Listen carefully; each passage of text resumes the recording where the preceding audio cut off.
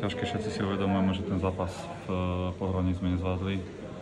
Ani herne, ani výsledkovo, ale chceli sme to určite učiniť. Že sa nám výsledkovo podarilo, možno nie ani tak herne, ako by sme chceli, ale 3 body sú doma a to je dôležité.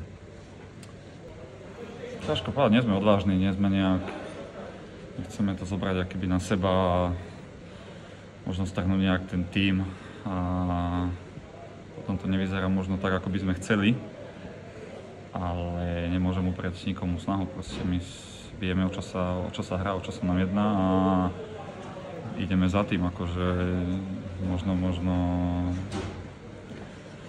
treba to zlomiť v ďalšom zápase a ako hovorím, dôležité je to, že sme ten zápas teraz zvládli a treba spraviť nejakú šnúru dobrú bodovú a ponáhania tých vpredu.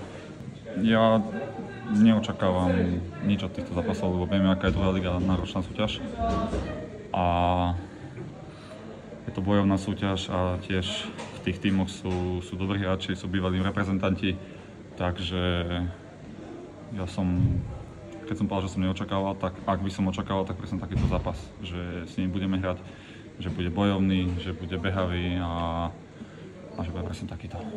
Možno my sme si to mohli spraviť krajšie, lepšie, jednoduchšie, možno v tom prvom polčase, ale zase znovu k tomu vrátim. Sme zvíťazili doma a to je to najdôležitejšie. Pondelok alebo útorok, alebo kedy sa nikto nebude pýtať, ako sme hrali, máme 3 body, máme 3 body.